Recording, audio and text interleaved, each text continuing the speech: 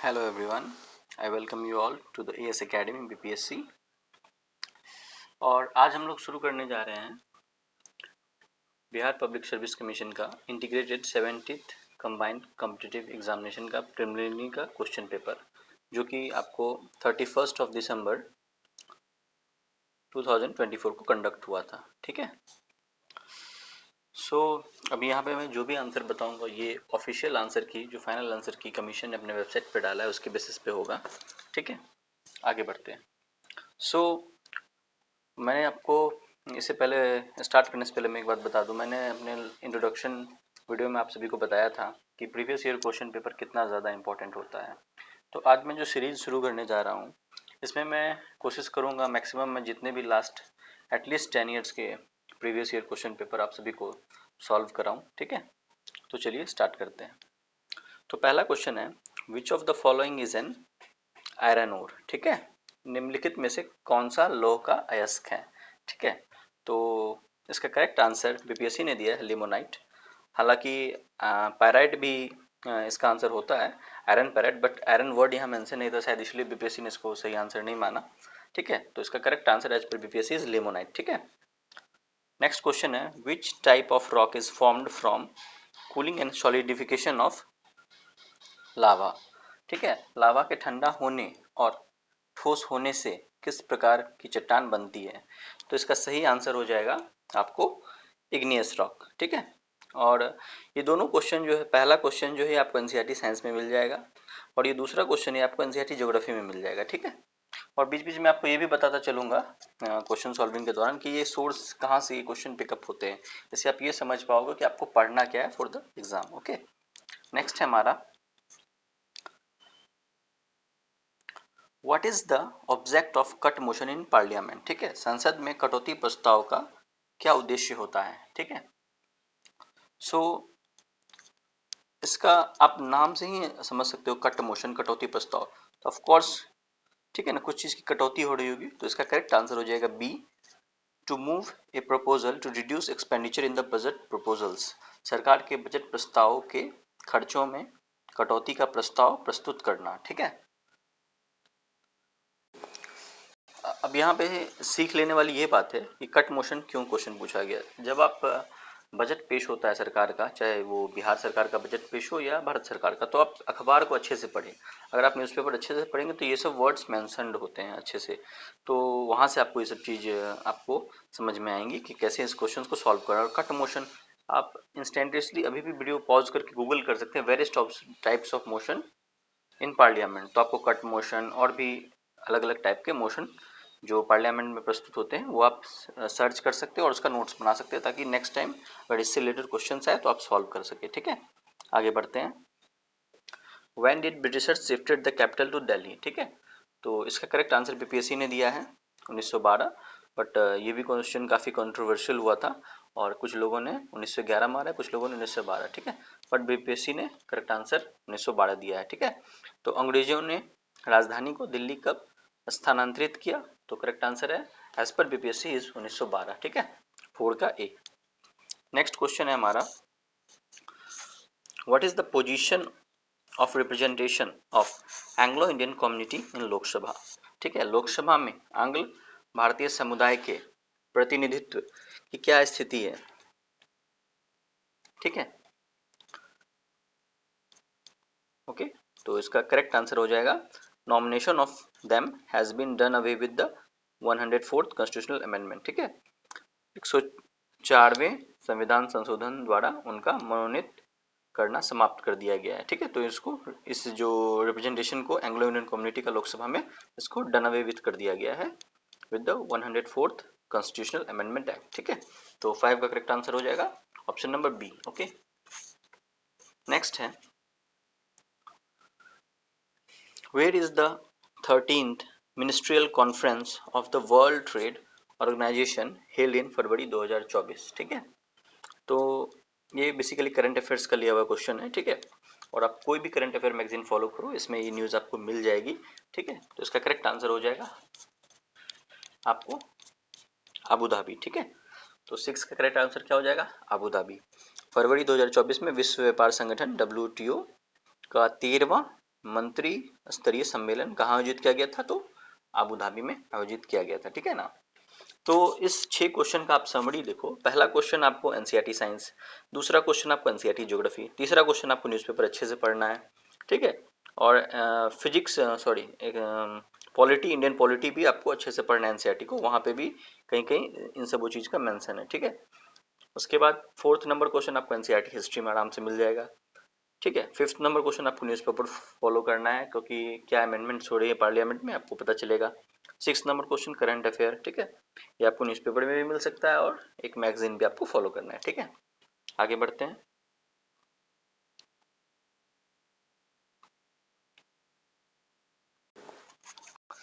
चलिए next question 7th number, who won the men's single title at the French open tennis tournament 2024? French open tennis tournament 2024 में पुरुष एकल का खिताब किसने जीता? ठीक है, काफी आसान क्वेश्चन इसको मानूंगा, करंट अफेयर्स न्यूज़पेपर हर जगह आपको ये मिलेगा। इसका करेक्ट आंसर होगा कार्लोस अल्काराज, ठीक है। ओके, आगे बढ़ते हैं। What is the eligibility age after the changes made in March 2024 for senior citizens to vote by postal ballot? ठीक है, मार्च 2024 में किए गए बदलावों के बाद वरिष्ठ नागरिकों के लिए डाक मतपत्र द्वारा मतदान करने की पात्रता आयु क्या है? ठीक है, तो ये आपको न्यूज़पेपर में एक्सटेंसिवली कवर किया गया था, तो इसका करेक्ट आंसर हो जाएगा 85 ईयर्स, ठीक है।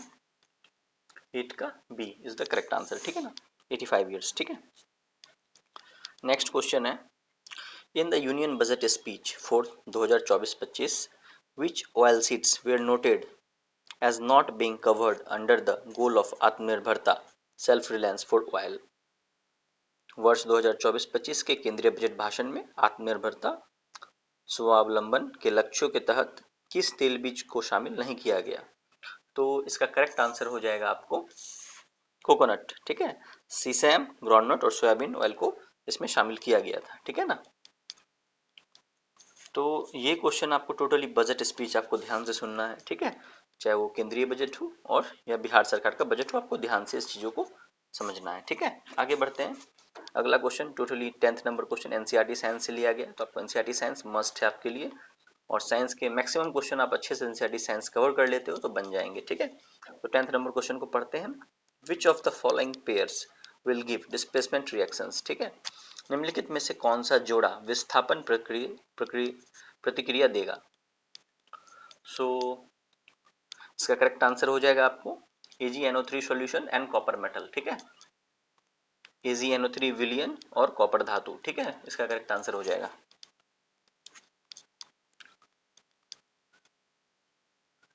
और इसका रीजन ये है कि copper is more reactive than silver, okay, copper is more reactive than silver, Ag, okay, silver का सिंबल क्या है? Ag, okay. नेक्स्ट है हमारा 11th number question, Bihula festival is celebrated specially in which one of the following district in Bihar usually in the month of August each year? ठीक है, बिहुला महोत्सव विशेष रूप से प्रत्येक वर्ष अगस्त के महीने में बिहार के निम्नलिखित में से किस जिले में मनाया जाता है? तो इसका करेक्ट आंसर हो जाएगा भागलपुर, ठीक है। और इससे ये पता चल रहा है कि हमें बिहार के लोकल फेस्टिवल्स के बारे में भी पढ़ना है, ठीक है। नेक्स्ट क्वेश्चन है हमारा 12th number, heat transfer that does not require a medium is called?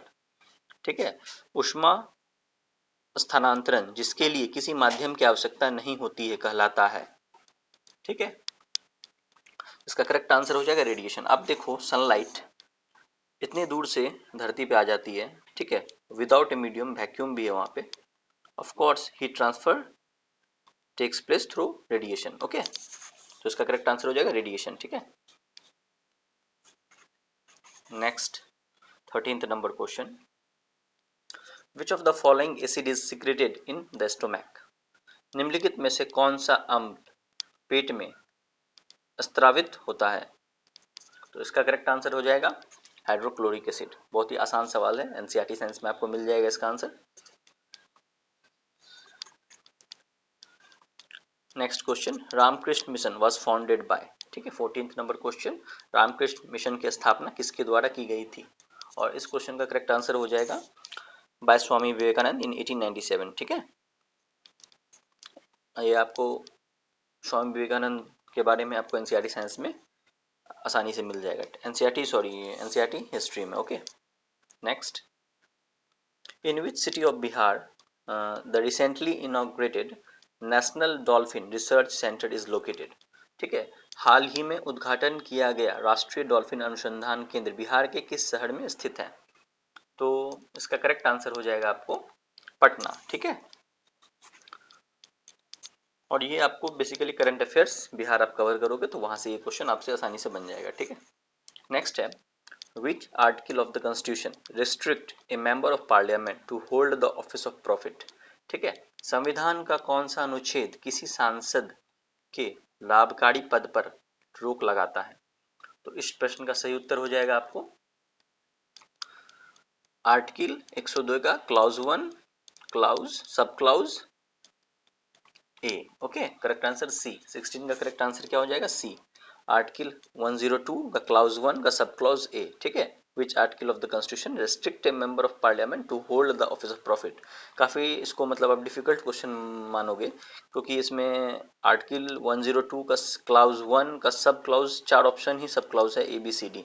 तो एक इतना आपको याद नहीं रहता है, बट एक डिफिकल्ट क्वेश्चन है मेरे नजर हिसाब से ये। ठीक है, बट ठीक है, ओके। तो ये आपको कहाँ से इसको पिकअप किया गया है? ये आपको कॉन्स्टिट्यूशन ऑफ इंडिया के सभी आर्टिकल्स को स्टडी करना है तो आपका ये क्वेश्चन सॉल्व होगा। और मैंने अपने इंट्रोडक्शन वीडियो में बताया था कि कॉन्स्टिट्यूशन ऑफ इंडिया का आपको सभी आर्टिकल वैसे भी आना चाहिए। ठीक है ना, आप 1 से लेके जितने भी आर्टिकल अभी तक आए हैं, ऐड भी हुए हैं, ठीक है, कुछ रिमूव भी हुए, सभी आर्टिकल्स को एक थॉरो स्टडी कीजिए।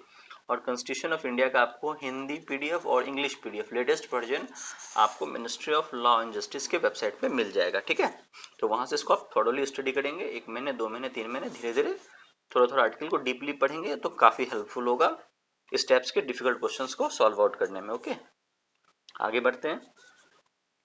Question number 17, which country become the first to bring soil from the dark side of the moon in जून 2024। ठीक है, तो जून 2024 में चंद्रमा के अंधेरे हिस्से से मिट्टी लाने वाला पहला देश कौन सा बना? तो correct answer is China. Okay, current affair से लिया गया हुआ, न्यूज़पेपर में भी इसकी चर्चा थी। ठीक है, आगे बढ़ते हैं। Following are the mountain ranges of India. ठीक है, और आपको ऑप्शंस दिए हुए हैं, गारो हिल्स, नंदा देवी, कामेट, केटू। ठीक है, which of the following is there correct sequence from the east to west. ठीक है, निम्नलिखित भारत की पर्वत श्रेणियां हैं, गारो पहाड़ियां, नंदा देवी, कामेत, केटू। निम्नलिखित में से इनका पूर्व से पश्चिम सही क्रम क्या है? सो इसका करेक्ट आंसर हो जाएगा आपको 18 का सी, 1 2 3 4। देखिए यहाँ पे ये है, ये आपको एनसीईआरटी ज्योग्राफी से आसानी से कवर हो जाएगा। अगर आप इंडिया का फिजिकल मैप अच्छे से स्टडी करते हो तो ये आपको क्वेश्चन सॉल्व हो जाएगा। गारो हिल्स आपको मेघालय में है। ठीक है, नंदा देवी आपको उत्तराखंड में है और कामेत भी उत्तराखंड में है। ठीक है, और केटू ये आपको लद्दाख रीजन में है। ठीक है, तो आप ऑप्शन से इसको देखोगे 1 2 3 4 is the correct sequence from east to west. ठीक है, नेक्स्ट हमारा, देखिए मैं आपको एक रिकमेंडेशन यहाँ पे दूंगा, आप 6 मैप्स को आपको मैं स्टडी करने बोलूँगा स्पेसिफिकली फॉर बीपीएससी एग्जामिनेशंस। ठीक है, तो वो 6 मैप आपको कौन से हो जाएंगे? एक हो जाएगा इंडिया का पॉलिटिकल और इंडिया का फिजिकल, दूसरा हो जाएगा बिहार का पॉलिटिकल, बिहार का फिजिकल, और तीसरा हो जाएगा वर्ल्ड का पॉलिटिकल, वर्ल्ड का फिजिकल। टोटल 6 मैप्स आप स्टडी कर लो कि आपके बहुत सारे क्वेश्चंस आसानी से बनेंगे और इनको आप थोड़े थोड़े टाइम पे स्टडी करना और रिविजन भी करना। ठीक है, क्योंकि एक बार में आपको इतना इतना सारा एक्सटेंसिवली कवर करना आसान नहीं होगा। ठीक है, आगे बढ़ते हैं 19th नंबर क्वेश्चन पे। ठीक है, among the following who has been the speaker of Lok Sabha prior to his election as president of India। ठीक है, निम्नलिखित में से कौन राष्ट्रपति बनने से पूर्व लोकसभा अध्यक्ष रहे हैं? ठीक है, 19 का डी इसका करेक्ट आंसर हो जाएगा नीलम संजीवा रेड्डी। ठीक है, among the following who has been the speaker of Lok Sabha prior to his election as the president of India, तो इसका करेक्ट आंसर हो जाएगा नीलम संजीवा रेड्डी। अब ये क्वेश्चन को जो आपको पूछने का उद्देश्य मुझे इतना ही समझ में आ रहा है कि आपको भारत के प्रत्येक पूर्व राष्ट्रपति आज तक जो भी हैं, ठीक है, उनके बारे में थोड़ा सा ब्रीफिंग होना चाहिए आपके पास कि वो क्या थे, कैसे कहाँ जन्मे, आपको एक ब्रीफ नॉलेज होना चाहिए, ठीक है। ये आपको डाटा कहाँ मिलेगा, आप प्रेसिडेंट ऑफ इंडिया के वेबसाइट पे जाएंगे और फॉर्मर प्रेसिडेंट को थोड़ा थोड़ा स्टडी करेंगे, वहाँ पे ज़्यादा दिया हुआ भी नहीं है, आप थोड़ा थोड़ा स्टडी करेंगे, 1 पेजर नोट सबका आप बना लो और एक थोड़ा स्टडी कर लो, तो इस टाइप के क्वेश्चन जब कभी भी आएंगे तो आप आसानी से क्रैक कर लोगे, ठीक है। चलिए, इस तरह आप वाइस प्रेसिडेंट का भी कर सकते हैं, फॉर्मर प्राइम मिनिस्टर का भी कर सकते हैं, ठीक है। नेक्स्ट है हमारा question 20 number, who gave the slogan do और डाई एंड व्हेन, ठीक है। डू और डाई का नारा किसने दिया और कब दिया, ठीक है। करो या मरो का नारा किसने दिया और कब दिया, इसका करेक्ट आंसर हो जाएगा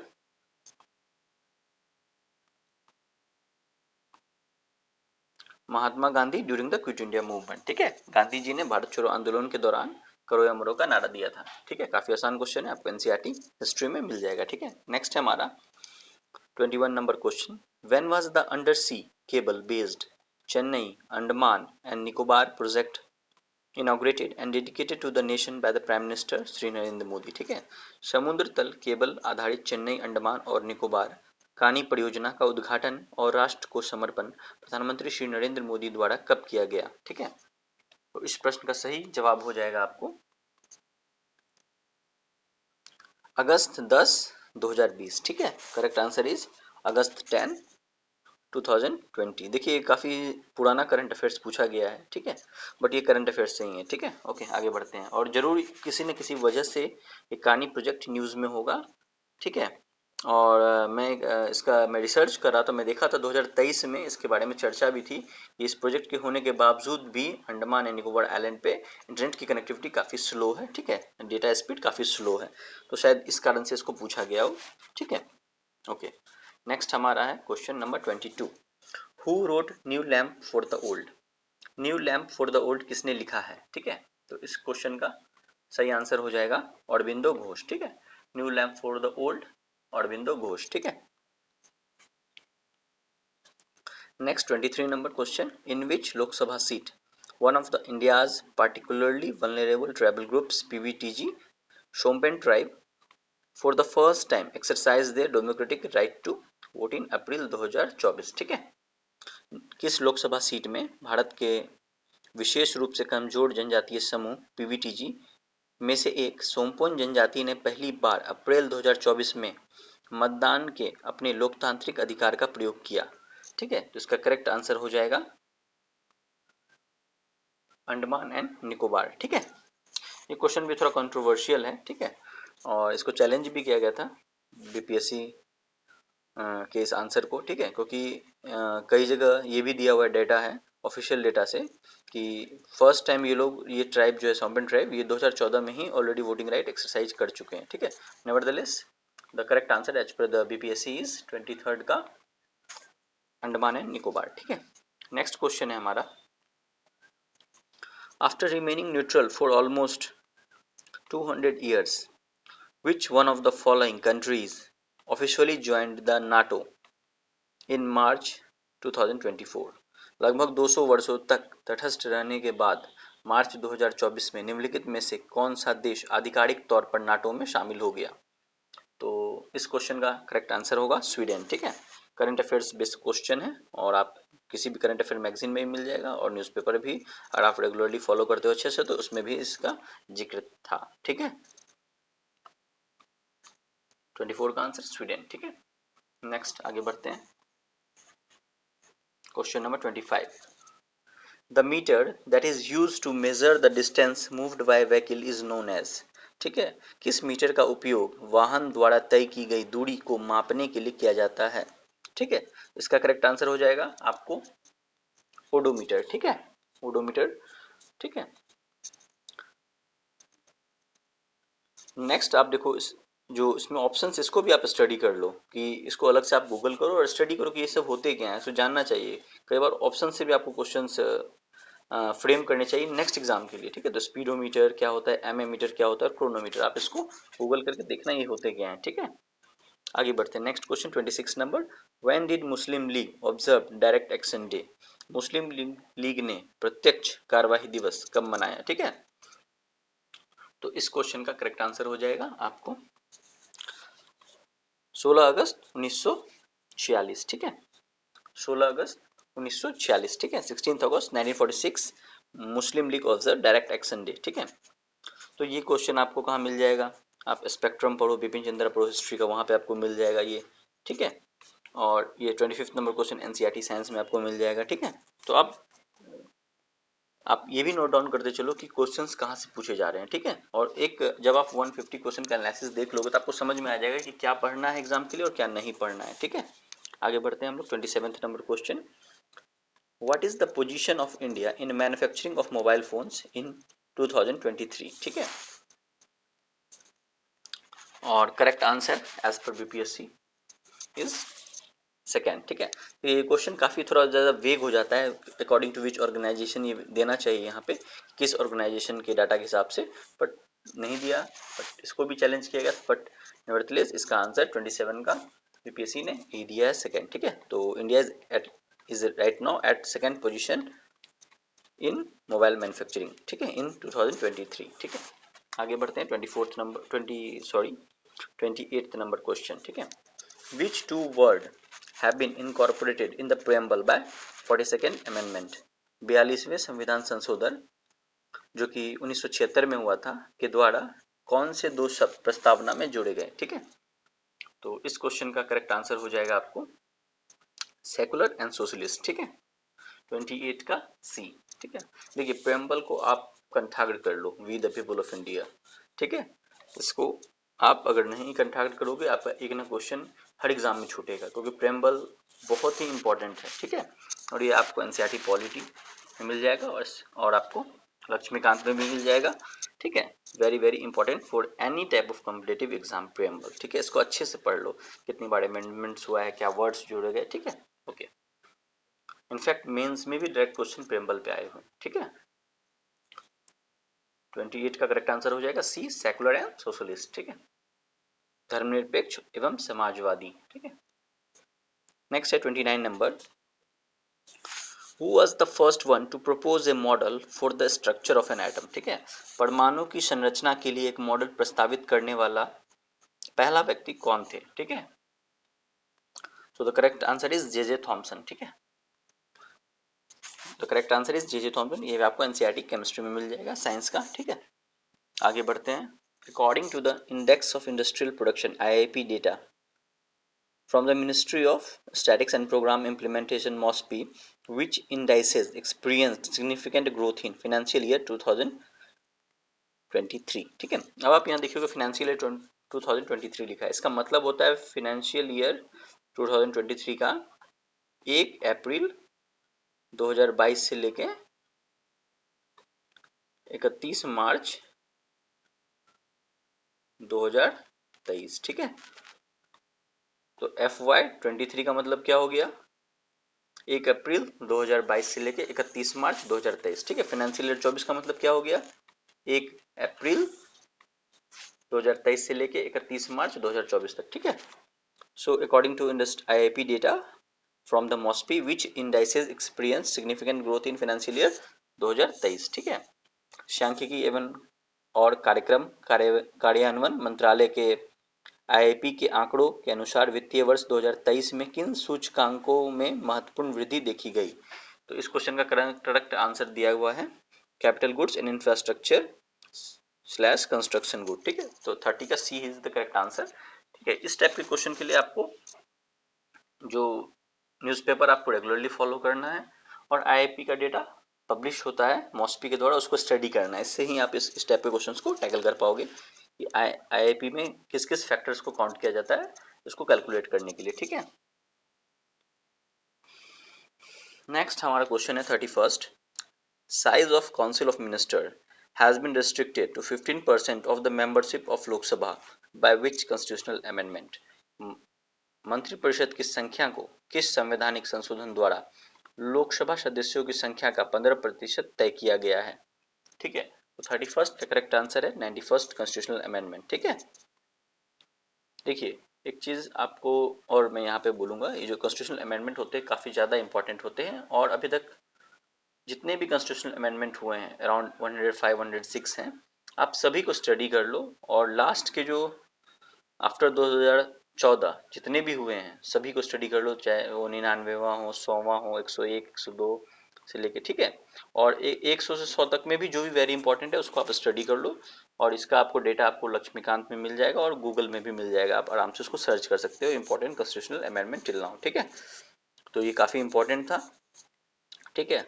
31st, इसी तरह एक है इंपॉर्टेंट कॉन्स्टिट्यूशनल अमेंडमेंट 61st, जिसमें वोटिंग राइट्स को घटा के 21 साल से घटा के 18 साल कर दिया गया था 61st कॉन्स्टिट्यूशनल अमेंडमेंट के द्वारा। तो ये सब काफ़ी इंपॉर्टेंट हो जाते हैं, ठीक है। 91st, 61st, ठीक है। तो 31 का करेक्ट आंसर हो जाएगा डी, ठीक है।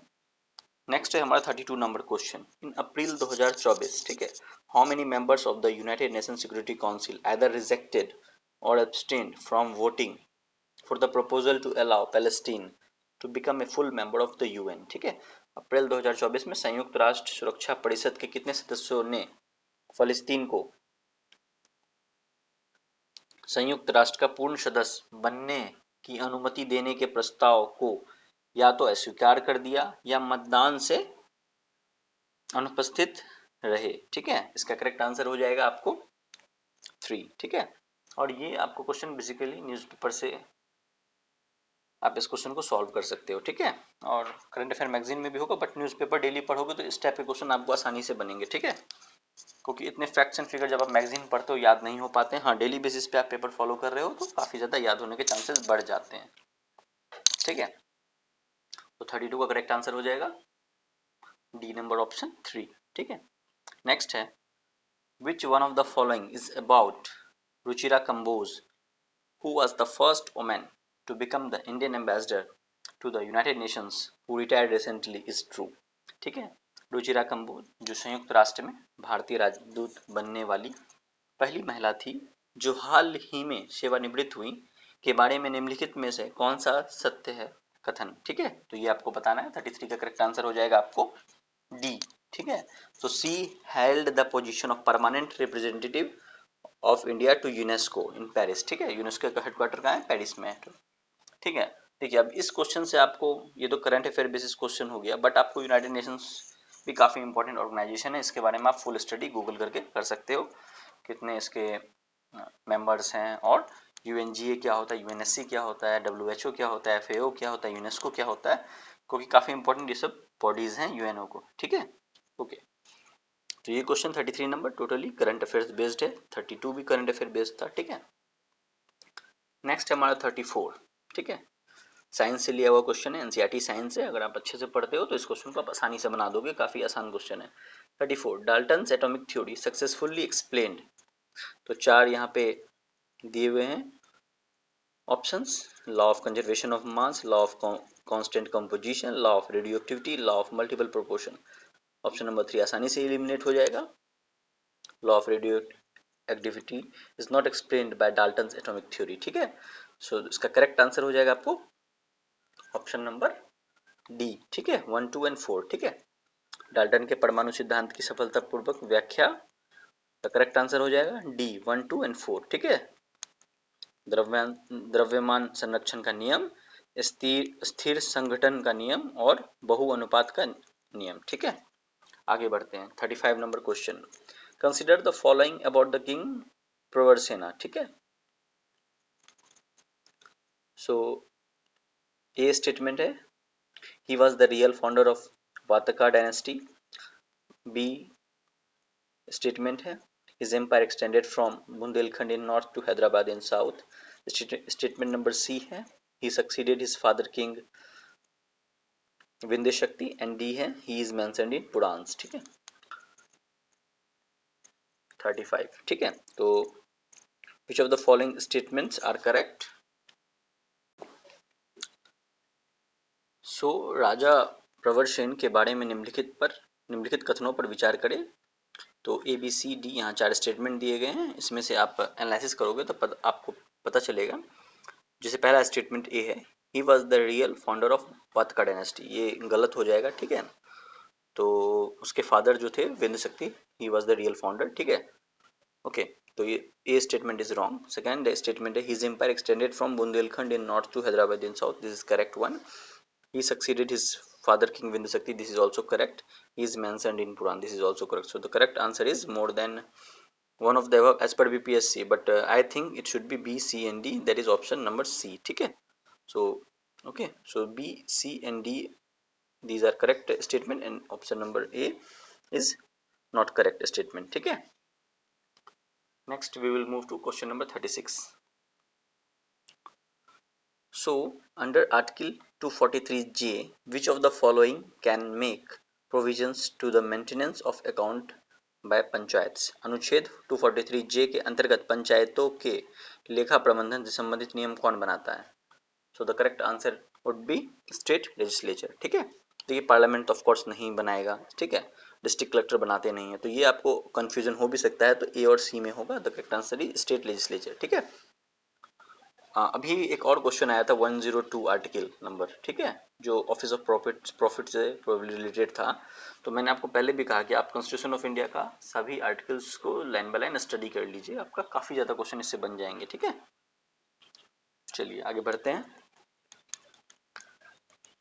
36 का ए हो जाएगा स्टेट लेजिस्लेचर, राज्य विधानमंडल इज द करेक्ट आंसर. ठीक है, आगे बढ़ते हैं. Question number 37, which of the following is the full form of PCRA? ठीक है, सो इसका आंसर हो जाएगा पेट्रोलियम कंजर्वेशन रिसर्च एसोसिएशन. ठीक है, देखिए ये सब टर्म आपको बेसिकली करंट अफेयर मैगजीन में मिलेंगे या न्यूज़पेपर में. ठीक है, किसी न किसी कारण से ये एसोसिएशन चर्चा में होगा, दैट्स वाई क्वेश्चन आस्क हुआ है. ठीक है, पूछा गया है इसी कारण से. ठीक है, तो PCRA का फुल फॉर्म क्या हो गया? Petroleum conservation research association. ठीक है, ओके, 37 का D is the correct answer. ठीक है, आगे बढ़ते हैं. Question number 38, who decides the disqualification of members of state legislative assembly for matters other than those in the 10th schedule of the constitution?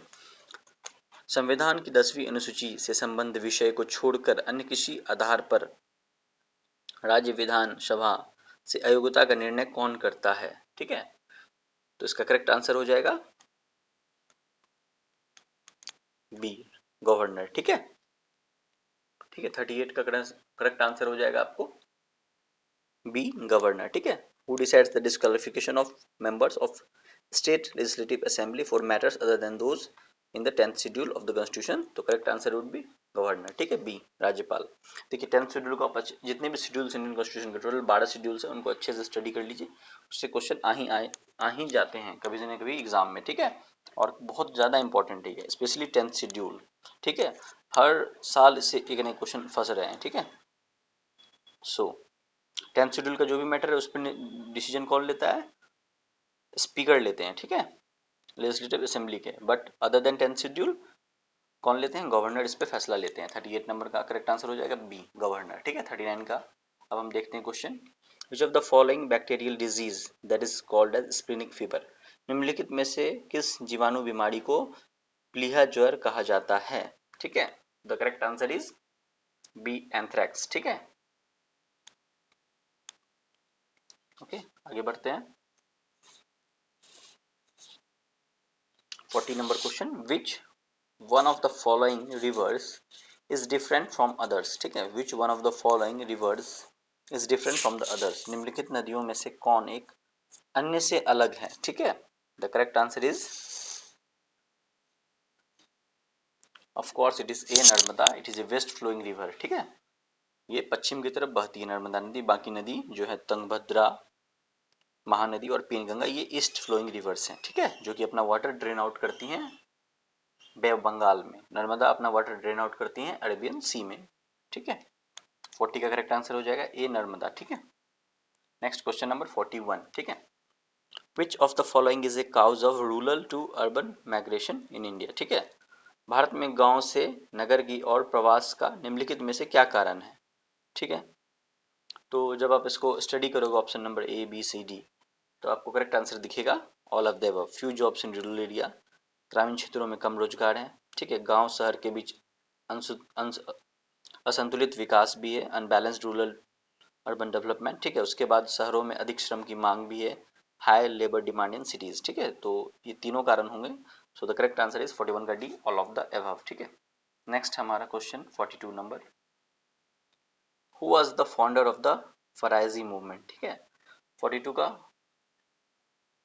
Answer हो जाएगा आपको ए, हाजी शरीयतुल्लाह। ठीक है, this is repeated question. Okay, Faraizi आंदोलन के संस्थापक कौन थे? ठीक है, the correct answer is Haji Shariatullah. ठीक है, 42 का ए। ठीक है, आगे बढ़ते हैं 43 पे। To highlight the hardship faced by the peasants, Swami Sahajanand Saraswati published which newspaper? किसानों द्वारा विपत्तियों का सामना करने को उजागर करने के लिए सहजानंद सरस्वती ने किस समाचार पत्र को प्रकाशित किया? इसका करेक्ट आंसर हो जाएगा 43 का बी, लोक संग्रह। ठीक है, लोक संग्रह। ठीक है, आगे बढ़ते हैं। ये एक रीजनिंग बेस्ड क्वेश्चन है, इसको हम देखते हैं। Choose the group of letter which is different from the others. ठीक है, 44 का क्वेश्चन। सो हमें इन सभी में से ऑड वन आउट करना है। ठीक है, तो हम यहाँ देखेंगे पी एस वी एक्स। ठीक है, उसके बाद है O R U X J M P S C F I L. ठीक है, तो फाइंड आउट करना है कि ऑड वन आउट कौन है। ठीक है, तो आप देखो पी एस वी एक्स। ठीक है, तो P से S का क्या गैप है, S से V का क्या गैप है और V से X का क्या गैप है, ये आप स्टडी करना। फिर O से R का गैप, R से U का गैप, U से X का गैप, JMPS में भी सेम देखना गैपिंग क्या है, CFIL में क्या गैपिंग है। तो इससे आप स्टडी करोगे तो आपको पता चल जाएगा इसका करेक्ट आंसर क्या होगा, 44 का A होगा। ठीक है, 44 का A is the correct answer. आप इसको सॉल्व करने के लिए सबसे पहले ABCD आप नोट डाउन कर लेना, A से Z तक। ठीक है, और नंबरिंग कर देना अल्फाबेटिकल ऑर्डर में। ठीक है, 1 2 3 4 अप टू 26 एंड देन आप देखना कि क्या सीक्वेंस है। आप रीजनिंग के क्वेश्चन सॉल्व करोगे तो आपको समझ में आएगा ये क्वेश्चन। ठीक है, काफी आसान क्वेश्चन है, ये सॉल्व हो जाना चाहिए। ठीक है, नेक्स्ट हमारा 45। According to a CRISIL rating report, how much is the corporate bond market expected to grow by financial year 2030 in India? ठीक है, क्रिसिल की रेटिंग रिपोर्ट के अनुसार वित्तीय वर्ष 2030 तक भारत में कॉर्पोरेट बॉन्ड बाजार कितना बढ़ने की उम्मीद है? So the correct answer of this question is 45 का बी। ठीक है, 100 to 120 लाख करोड़। ठीक है, ऑफ कोर्स ये करंट अफेयर्स बेस्ड क्वेश्चन, आप बिजनेस सेक्शन किसी भी न्यूज़पेपर का देखोगे तो वहाँ पे आपको ये चीज़ें मिल जाएंगी। ठीक है, अगर आपने एक नज़र लिया होगा इसका तो आपसे ये बन जाएगा ये क्वेश्चन। ठीक है, 45 का B. Okay, next 46। Match the following and choose the correct answer. ठीक है, सो खासकर पॉलिटिकल ऑर्गेनाइजेशन है, ये किनका है? ये है आपको इनायतुल्ला मशरिकी। ठीक है, उसके बाद है आपको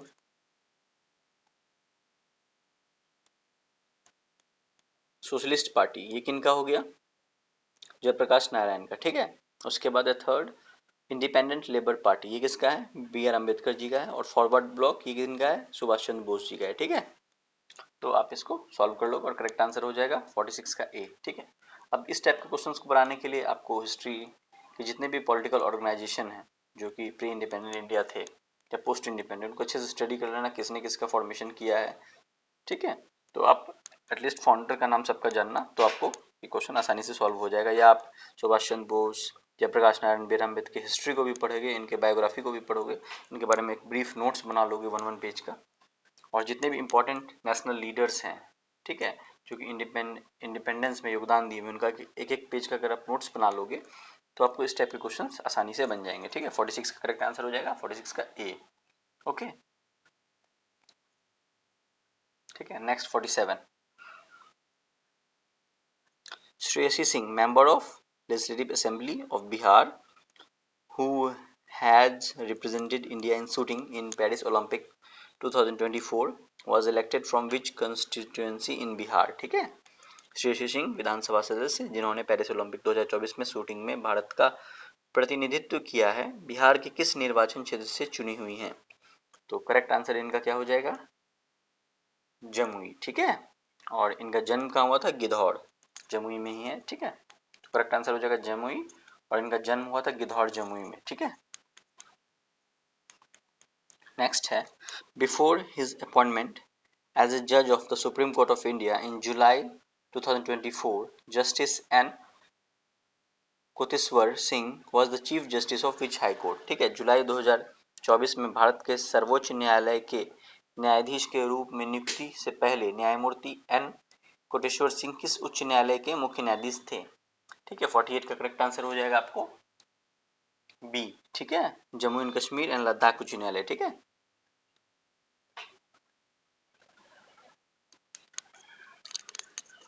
ठीक है, करंट अफेयर बेस्ड क्वेश्चन है ये। ठीक है, आगे बढ़ते हैं। 49,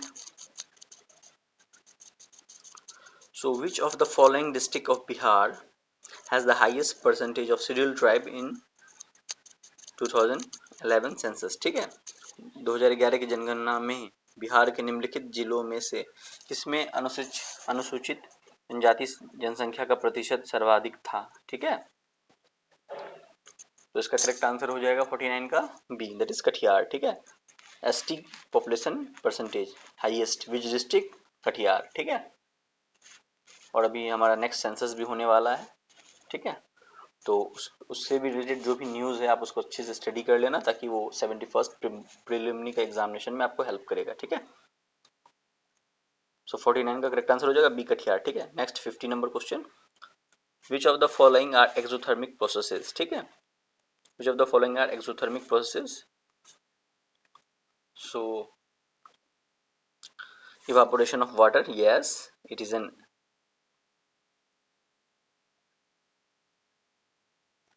so which of the following are exothermic processes? तो आपको यहाँ पे चार ऑप्शन दिए हुए हैं, 1 2 3 4। evaporation of water, dilution of an acid H2SO4, third है reaction of water with quicklime, and fourth है सब्लिमेशन ऑफ कैम्फोर क्रिस्टल्स। ठीक है, सो एक्सोथर्मिक बात हो रहा है। What is exothermic?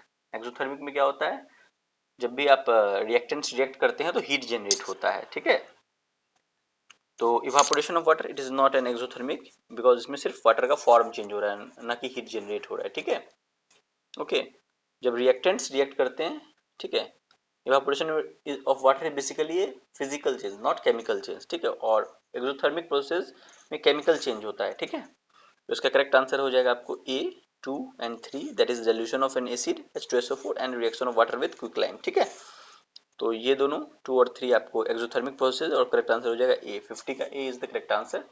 ठीक है, सो ये 1 to 50 हमने कवर कर लिया है। नेक्स्ट वीडियो में हम लोग 51 to 100 कवर करेंगे, एंड उसके बाद वाले वीडियो में हम लोग 101 से लेके 150 तक कवर करेंगे। और ये 3 वीडियो में हमारा आपको 70th BPSC प्री का क्वेश्चन, जो कि 13 दिसंबर 2024 को कंडक्ट हुआ था, वो सॉल्व हो जाएगा। ठीक है, आई होप आप लोगों को ये वीडियो अच्छा लगा होगा। Thank you for, and last but not the least, अगर आपको वीडियो अच्छा लगा तो like share and subscribe. Okay, bye bye.